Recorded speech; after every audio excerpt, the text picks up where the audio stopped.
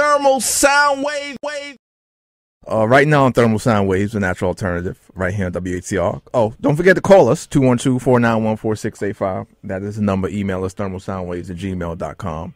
We have a brother by the name of Dashaun Morris. I'm not going to try to pronounce the other name because I want to make sure that I get it right, so I'm going to let him do it. Well, I believe I got it right. But if I don't got it right, then we had the man on the line to say what it is. What's going on? What's going on, brother? How you doing? I'm all right. Y'all call me Jiwe, though. Jiwe, that's what it is. Okay. Now, many people may not know what the work you do, but me and C over here at Thermal Soundwaves Radio, lots of times we just go online or we just have our ear to the street and we see some of the things people are doing, and we appreciate some of the things people are doing. And we came across you, and you're doing a lot of things in the community. You know, people may have seen you on, TV and stuff like that, and of course the books you have. But explain to people who you are and what you do, bro.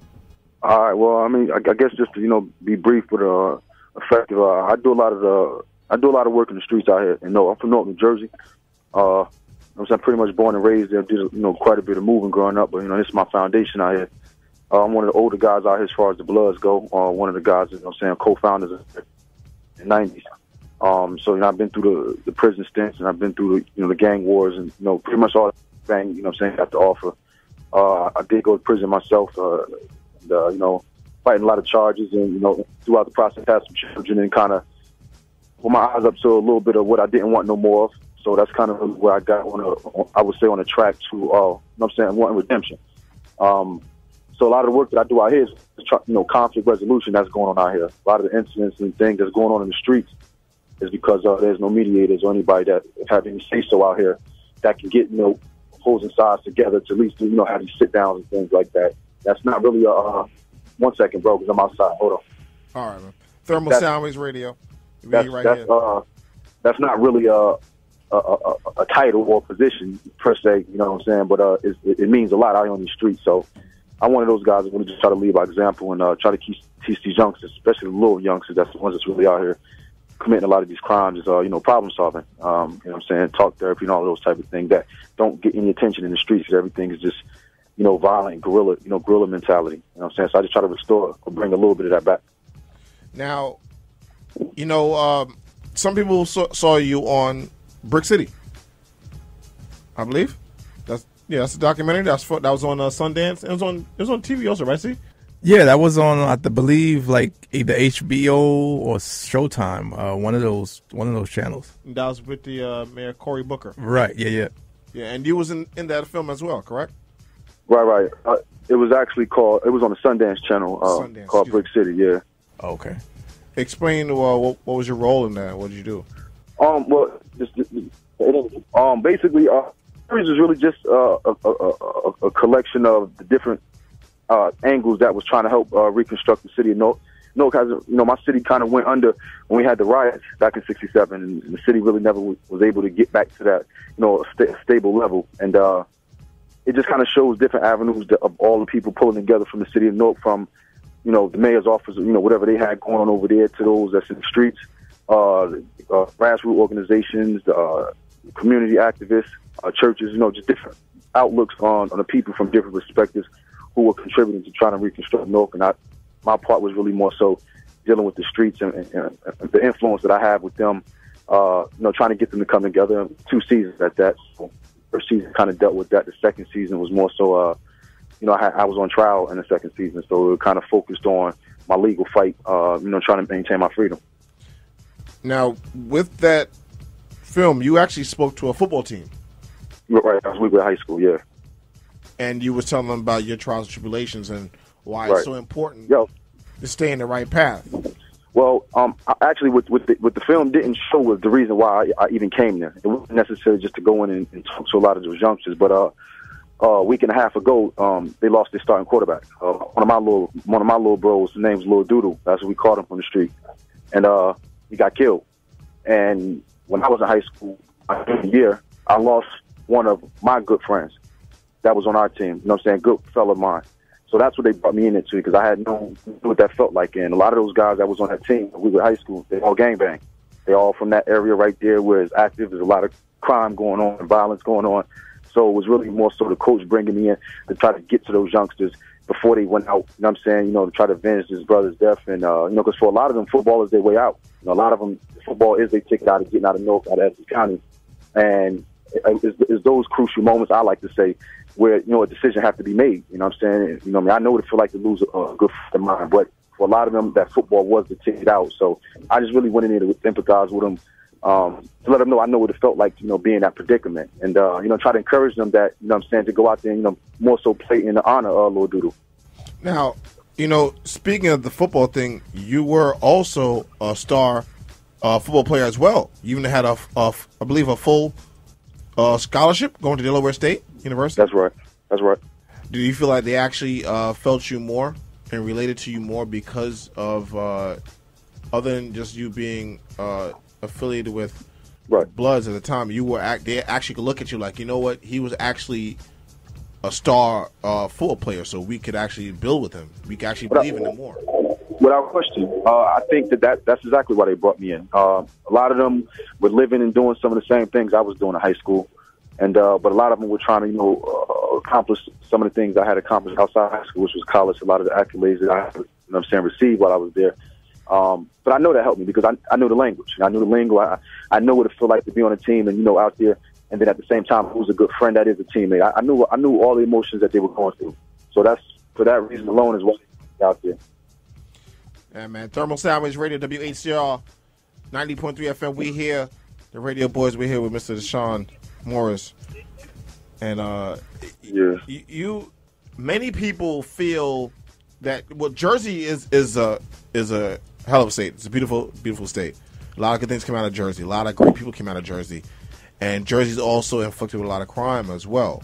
And I believe that a lot of the police officers of the police department of New Jersey has laid off massive amounts of police officers. So do you feel like as more looked upon as an older gang member that it's up to the older members to look after the younger members to keep them in line? Being all the way honest with you, bro, can't no older guys keep no youngsters in line. I mean, that's a fact.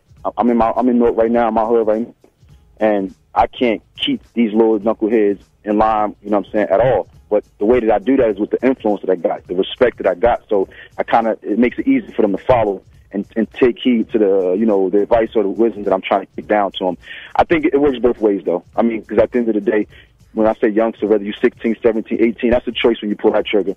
At the end of the day, you have to be accountable for that. And then you couple that with the older guys who are not leading by example or haven't set any good examples. I think it's a collective effort from top on down.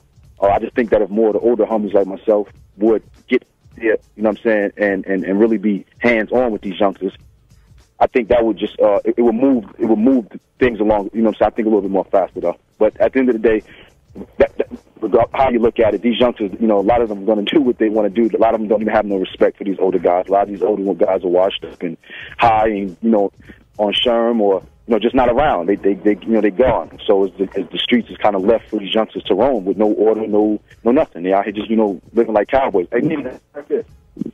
So it's kind of difficult to say would that stop anything. But I just think to have that influence of the older guys there, because a lot of these youngsters, they just want that approval of the older guys, especially the ones that they do respect and look up to. They want that approval, and so whereas on one hand, I can make a little homie get in the car, three of them go get in the car and go out and kill some people. They look for that validation at the same time. If I have something different for them to do, I think that same influence can be used to get them to do other things. And I'm a living testimony of that because I do it as we speak today. I get a lot of these youngsters doing things that they would normally not do if not for me, encouraging them to do it. So I just think you got to kind of, use that influence for something better nowadays. It's Thermal Soundwaves here on WHCR 90.3 FM. We're talking to Mr. Jiwe right now, doing this thing. Now, how much support or have you gotten support from like any local politicians or anybody like in these offices to work with you to do programs and stuff like that? Like, has Mayor Booker work with you on some things? Like, has anyone worked with you on some things to try and help? I'm very open and adamant about my feelings about Booker. I don't do anything with him. I don't have a relationship with him.